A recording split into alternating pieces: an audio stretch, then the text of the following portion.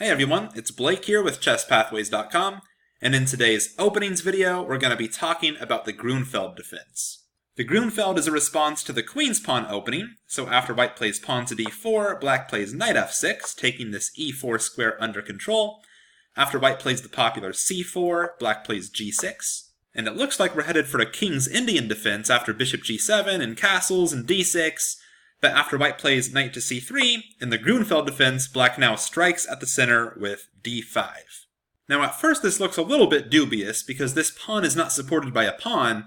It looks like white can simply exchange off those pawns, take the full center by playing e4, and white's going to get a space advantage, but black is hoping that with the pressure of this bishop from g7, and possibly this pawn coming to c5, black could generate a lot of pressure against this big white center. So we're going to see how the game can progress from here.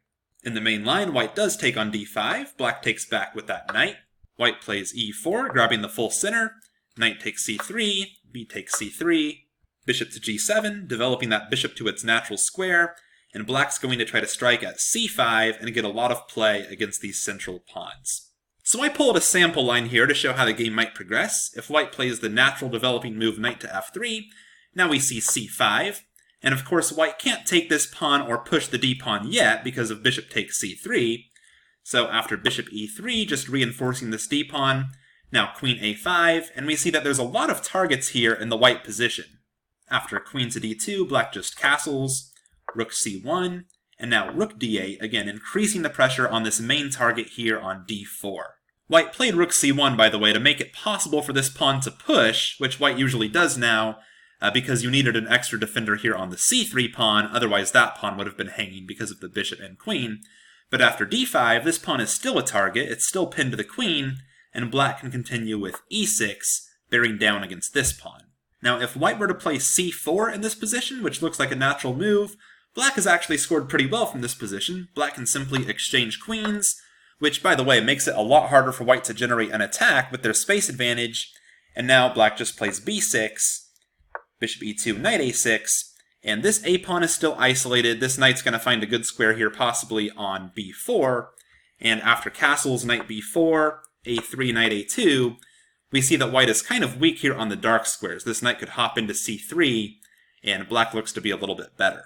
So instead, after e6, white usually doesn't play c4. They can play bishop g5 here and attack that rook. This is kind of goading black into playing f6, but black is happy to oblige and play f6 and kick that bishop away. And now black gets to develop this knight to its most active square, knight c6, again exploiting this pin on the d-pawn. And again, white has a space advantage, but black's hoping that some of these white pawns might remain targets in the future. Coming back here after bishop g7, some players prefer not to put this knight on f3 to leave this f-pawn clear, and they might play bishop c4, and after c5, knight to e2. One of the lines from here continues with both players castling. Black plays knight c6 to increase the pressure on this d4 pawn. They now have 4 attackers on that pawn. If white defends it with bishop e3, now black sometimes plays bishop g4. Even though they know they're going to get kicked away with f3, they want to provoke white to weaken their king a little bit.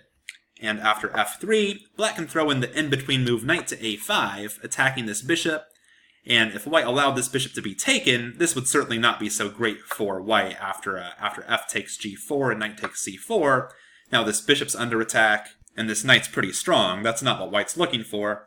So after knight to a5, white will usually retreat that bishop, and now black can exchange on d4 and bring this bishop back to e6.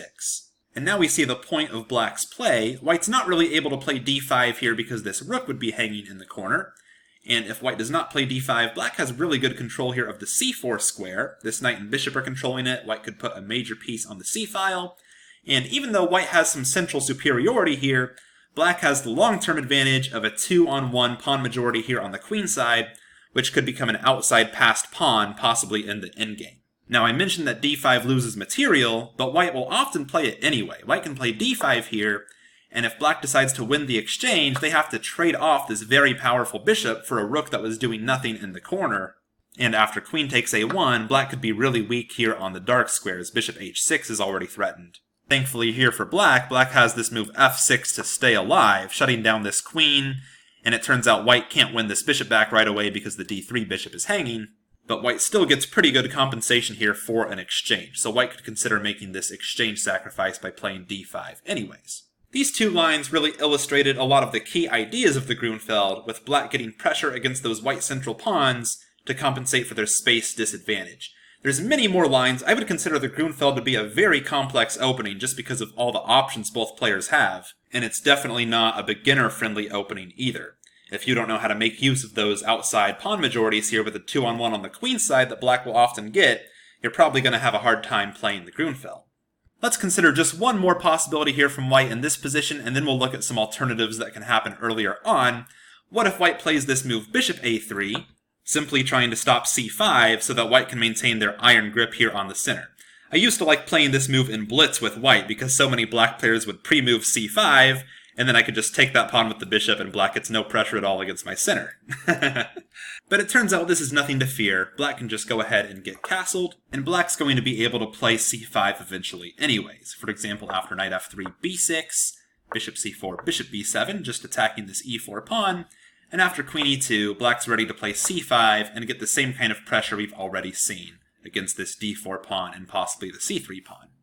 Alright, let's go back here to move 3. So far we've only been looking at white kind of accepting the Grunfeld and taking there on d5 and taking the big center. White is under no obligation to do this. If white doesn't want to do this, their most popular move is just knight f3, just developing a piece. And if black wanted to, there's nothing wrong with playing c6 now and solidifying this d5 pawn to make sure white can't grab the full center. And we would just transpose to a somewhat uncommon line of the Slav defense after d4, d5, c4, c6. But black can certainly keep the game in Grunfeld territory for now with bishop g7. And now white has a couple ideas here. One move is queen to b3, trying to put more pressure on this d5 pawn, and trying to get black to exchange it off here, and then you're going to get a different pawn structure than you usually get in the Grunfeld. White doesn't have this c3 pawn that can be a vulnerable target to that bishop, and white's hoping they can just play e4 next and grab the full center and have a comfortable space advantage, and black's not going to get to exchange off this knight for the knight on c3. But that said, the queen's a bit exposed here on c4, and that's a downside black can try to exploit. One of the lines, for example, continues with black just getting castled, and after white plays e4, black can play a6 with the idea of starting to expand on the queen side with b5, possibly followed by b4, possibly with bishop b7, still getting a lot of pressure against this white center.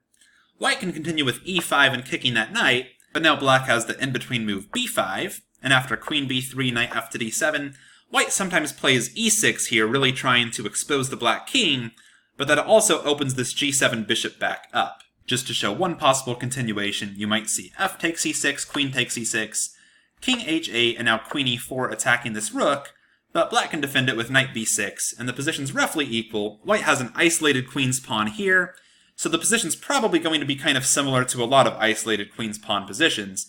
White has a lot of open lines of development, but this pawn could be a target, especially because this bishop and queen are already aiming at it, and white still needs to make sure they get this king to safety. White's still a couple moves away from getting castled.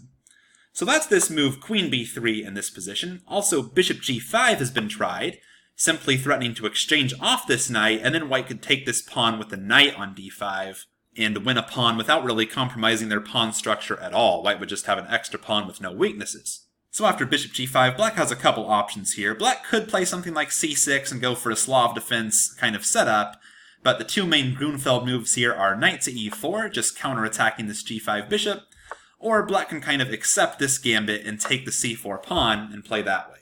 I'll just show one sample line for each. Taking this pawn on c4 often leads to a very forcing, very complex line. After white plays e4, black can play c5 and try to maximize their pressure against white's center. And if white tries to advance with d5 to take the pressure off of that d4 pawn, now black gets to play b5, defending the c4 pawn for the time being and threatening to advance with b4, because if the knight took here on b5, now the e4 pawn is undefended. So instead, e5, b4, e takes f6, and now e takes f6, and black lost a piece temporarily, but they're going to get it back because of this doubled attack. Queen e2, the king has to come to f8, bishop e3, trying to take the c5 pawn with check after black gets their piece back. B takes c3, bishop takes c5, king g8, and white takes their pawn back. And equal material is once again restored, and the position remains highly complex and interesting. This king's kind of strange here on g8.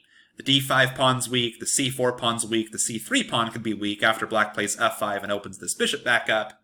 But all in all, black is by no means worse in this position. Going back here after bishop g5, that was d takes c4. Also, we mentioned knight e4 is a possibility. Again, both sides have many ways to play. The Grunfeld's a very complex opening, but one of the main lines continues with white simply taking this pawn here on d5, but that allows black to exchange on g5 and now play e6, winning some material back because of the doubled attack on the g5 knight and the d5 pawn. After knight to f3 and e takes d5, we end up with a slightly more symmetrical pawn structure than you usually get in the Grunfeld. Both sides have a d pawn here in the center. Black has the semi-open e file and white has the semi-open c file, and this is actually a pawn structure you usually see from like a Queen's Gambit exchange variation, a Queen's Gambit declined, I should say, or a Caro-Kann. The pawn structure would be with reversed colors in the Caro-Kann. But the plans in this pawn structure are pretty well known. Black might try to make use of their semi-open e file, and for white to make use of this semi-open c file, it looks like it might be hard to do after black plays c6 and really shuts everything down, but white might play the famous minority attack idea, playing b4, b5, either to soften the c6 pawn after white gets to exchange on c6, or if black exchanges on b5, then this d5 pawn would become isolated after the c6 pawn disappears from the board. But in the meantime, of course, both sides are just going to develop their pieces, and the game is roughly equal.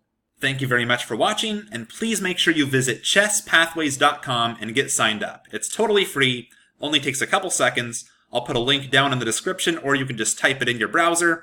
And if you sign up today, I will send you a free move-by-move guide to chess thinking. So please let me help you become the best chess player you can be, and join our community on chesspathways.com. Thanks, and I'll see you there.